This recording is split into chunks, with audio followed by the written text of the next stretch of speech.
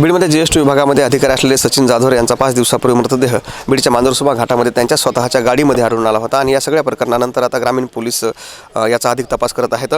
अगदी काल सचिन जाधव यांच्या ज्या पत्नी आहेत त्यांनी पोलीस अधीक्षक यांची भेट घेतली आणि पोलीस अधीक्षकांची भेट घेतल्यानंतर माझे पती हे आत्महत्या करू शकत नाहीत, त्यांचा घातपाताचा संशय त्यांच्या पत्नीने पोलीस अधीक्षकांना बोलून दाखवला आणि त्यानंतर बीडच्या ग्रामीण पोलीस ठाण्यामध्ये त्यांच्याच विभागामध्ये एक वरिष्ठ अधिकारी असलेले प्रदीप फाटे यांच्या विरोधामध्ये गुन्हा दाखल करण्यात आला आहे। सुरुवातीला ज्यावेळेस सचिन जाधव यांच्या गाडीमध्ये त्यांच्या खिशामध्ये सुसाईड नोट आढळून आली, त्यामध्ये प्रदीप फाटे यांचं नाव होतं। त्यानंतर पोलिसांनी प्रदीप फाटे यांना बोलावून घेतलं, त्यांची चौकशी केली, तेव्हा त्यांच्यावर गुन्हा दाखल झालेला नव्हता। मात्र आता जेव्हा त्यांच्या पत्नीने पोलीस अधीक्षकाची भेट घेतली त्यानंतर या प्रकरणी आता बीडच्या ग्रामीण पोलिसांमध्ये प्रदीप फाटे यांच्या विरोधात गुन्हा दाखल झालेला आहे। याचा तपास आता पोलीस अधिकारी करत आहेत।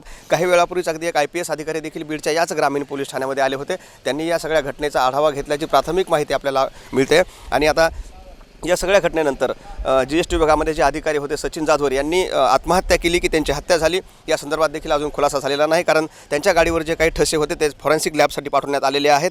सचिन जाधव यांचा शवविच्छेदनाचा अहवाल देखील अजून पोलिसांनी सांगितलेला नाही, फॉरेन्सिक लॅबचा रिपोर्ट देखील अजून पोलिसांनी सांगितलेला नाही। त्यामुळे या सगळ्या प्रकरणामध्ये आता IPS अधिकाऱ्यांनी देखील चौकशी केल्याची माहिती मिळते आणि नेमकं सचिन जाधव यांची हत्या झाली की त्यांनी आत्महत्या केली हे आता पोलीस तपासानंतरच उघड होईल। कॅमेरा मुकुंद मी आप्पासाहेब मोहरकर, लोकाशा TV, बीड।